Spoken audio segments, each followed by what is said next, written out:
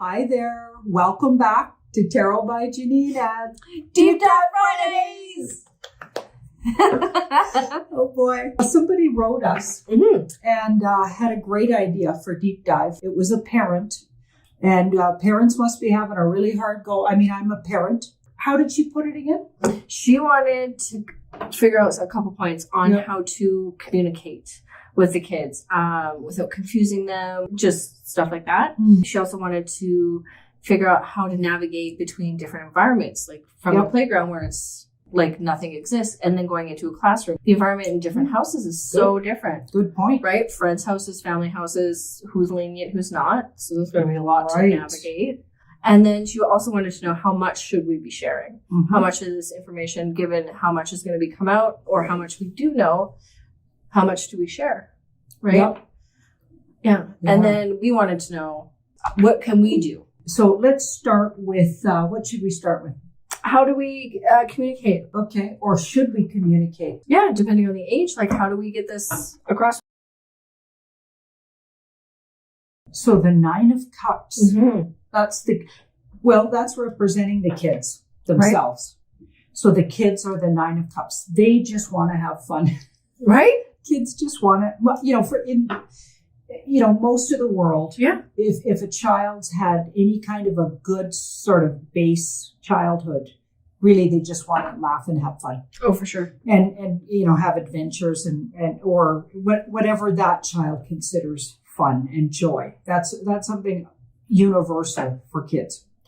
Okay, so here we've got this Nine of Cups, but so many things they're having to navigate, so many things, and it's almost like they're being left out of so many ways that they used to have fun. Oh, so all of these activities are not available. Well, for the longest time, they were literally not available to anybody. Yeah. Okay, so there's that, and then or feeling left out. So kids never want to feel left out from their friends. So if it means that they put that thing on their face, they're going to do that. So they can hang out with their friends. Just so they can hang out with their friends. You know what kids are like. They just want to belong. Oh, yeah. It's not like they're trying to be, apart from what everybody else is doing. That's the tricky part, right? So you have to be really careful that you don't, what I found was, don't bad talk the relatives and or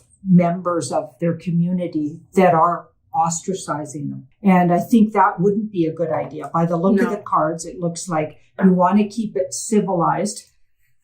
Right? Which is hard. Try to be nice. Yeah. Okay. And explain to them that everybody has these different levels of what they're willing to do or not do in a situation like this. It's very confusing though. So this does bring up some really interesting. Right? It's very confusing for the kids. They don't understand why they can't hang out with their friends. Why don't you just do it so that we can hang out with them? Exactly. Right? Yeah.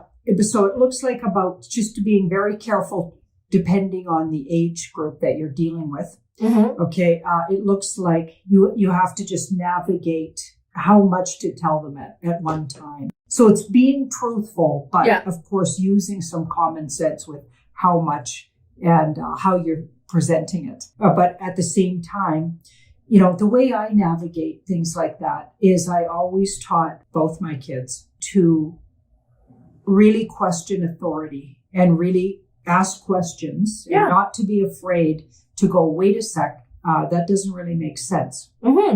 If something doesn't make sense or if their instinct says there's something not right about that, I gave them permission in our household to talk about it. If I was saying something that didn't make sense to them, they could speak up about it. Like empowering them right from the get-go would be a really, that one of the best ways. Oh, for sure. Going forward, showing a good example.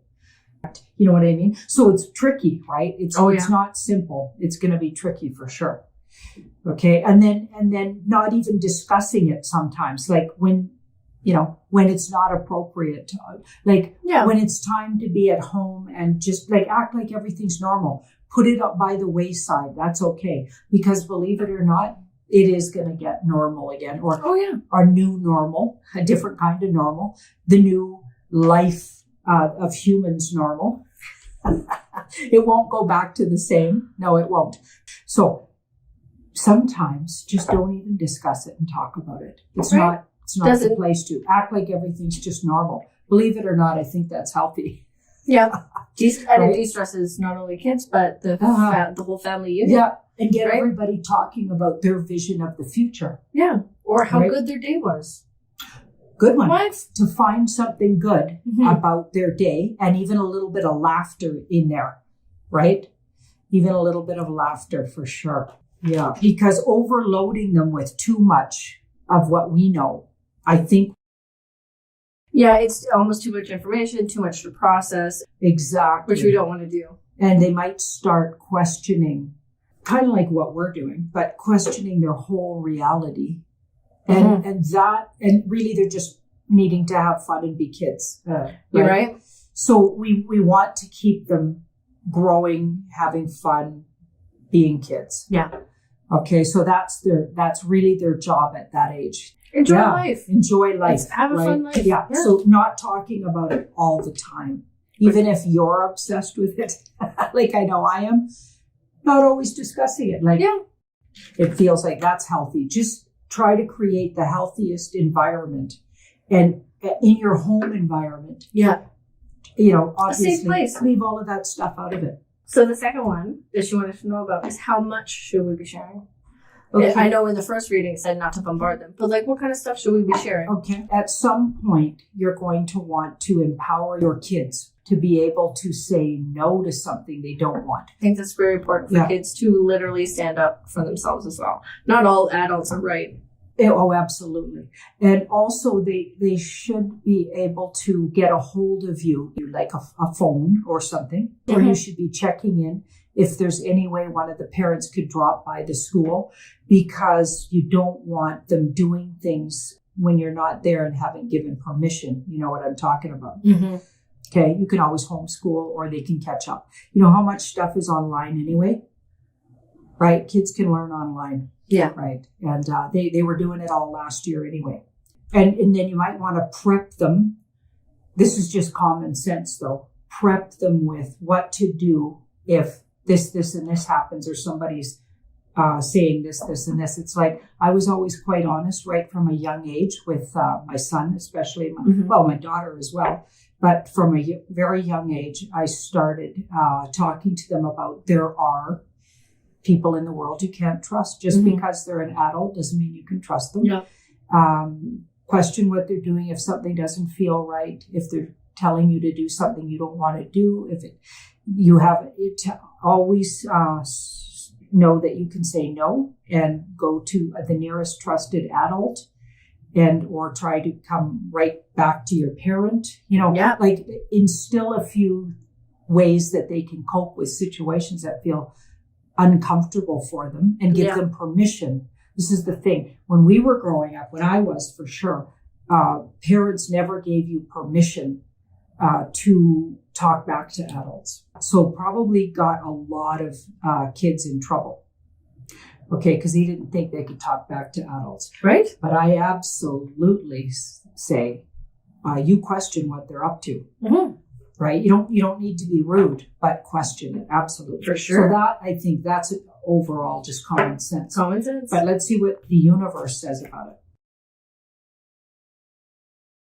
it. Okay, so right away I'm getting kids always want to fit in, and they want like a best friend or somebody to really see them, and they want to be included.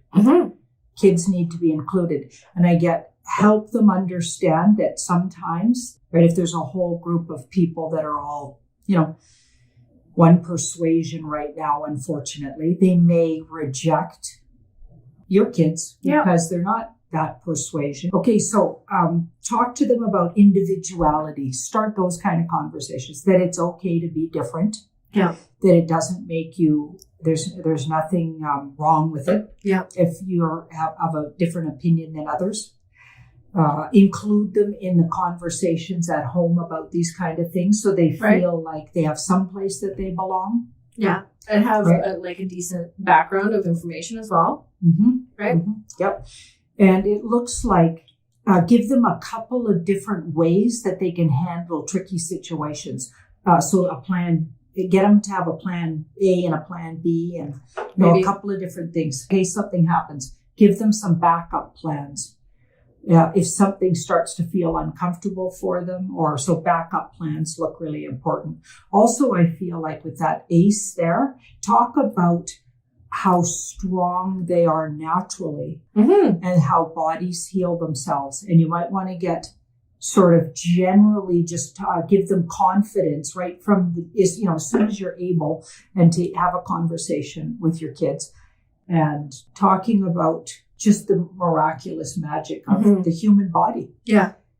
Give them confidence in that their body can take care of things. So now they're building confidence in themselves and their bodies, and good self-esteem, like working with, so not putting them down, not laughing at them when something goes wrong. Like some parents, you can tell that they just didn't think about it when they do that, but it's very detrimental to laugh at, and just nurturing and loving in the first, 10 years. Oh, for sure. I don't mean like coddling but truly nurturing and unconditional love.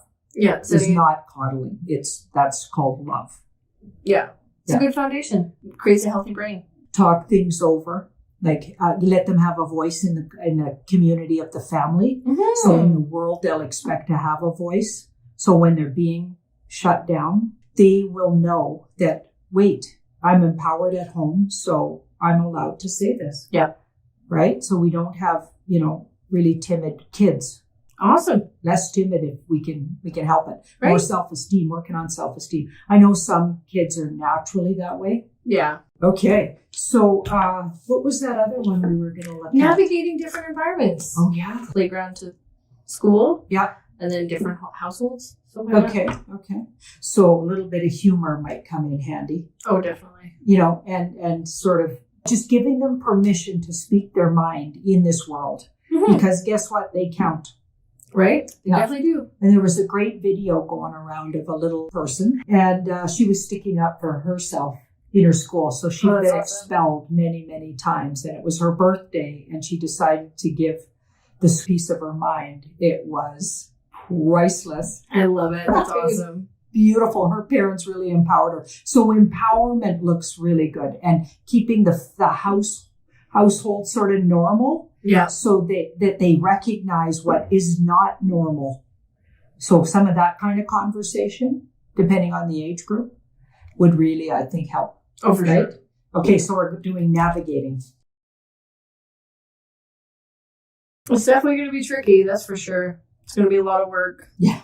Right? And sticking to your own integrities and trying to get them to feel good about themselves doing this at the same time. Yeah. Just because the dynamic is quite drastic, from home environment to the playground to school to the grandparents' house to your aunt who doesn't care to, switching all environments. Yeah. Looks like it's going to be a lot of work. Prepping them ahead of time. Yeah. Like just before they're going in somewhere. Just let them know what the levels are. Okay. But it's interesting. If you make it fun. Right. It's not as much work. Yeah. And don't get too personally stressed yourself about it. Kids pick up on your stress levels, just like animals do, kids do as well. So if you are feeling really stressed about a situation, they pick up on it unconsciously and they act it out. So I feel like not even, in some cases, not even worrying about it and letting the new environment say how they want it to be, and then allowing their own strategy and trusting their own voice in the world. So because there's so much structure going on, if you add even more stress and structure, it could just actually be overwhelming. Yeah, be overwhelming. Because in some cases, I feel like they might even be able to skirt around things. Right? Right? Because they're magical. Right. Oh my goodness. We should now look at, just going forward, how are these kids going to do, like a couple of years down the road from now? What's this going to look like? Well, I mean, the new kids coming to the earth plane are very unique. Different strength, those ones. And they soulfully signed up for this. and they're going to take our world forward. Mm-hmm. So they must have something in there that could help them bounce back, but let's just double check that. The part that might take them a little longer is socializing to the extent they used to. Right. Yeah. Sort of getting back in. Or maybe that'll be socializing between different groups. Yeah. There still could be some groups that aren't as high vibration. Yeah. So it looks like they're actually quite resilient, like right? we said. And they do just really want to ultimately just play, have fun, live their have best lives. Social connections, all the lessons that come with that. Their friendships are so important. So it could take them a little time to really be in the crowds or mingle like we used to do, mm-hmm. right? Remember when you wouldn't think twice about putting your kids in one of those bouncy pits, right? Or and like the kids everybody's all bumping into each other, and, right? Or bumping into each other on the street. Yeah. Yeah. So physical contact could take introduce them to it slowly, maybe to that extent. So there could be some, people you want to stay away from, right? A lot of people are going to lose it when they find out what's been going on. This is true. And you don't want any family members, loved ones in the way of those folks. No. So, just being careful, and really being watchful and keeping an eye on the kids. Really important going forward. Yeah. To be checking in, have ways to check in, empowerment, keeping them empowered. And when they see a situation that doesn't feel right, they skedaddle. You teach them it's okay. You have a plan for that. Even when I was young, my parents taught us how to avoid at a young age. We got taught early. Good. Just in case. Yeah. Right? You never know. That's good. Thank you so much for watching our video. Do like, share, and subscribe if you haven't already.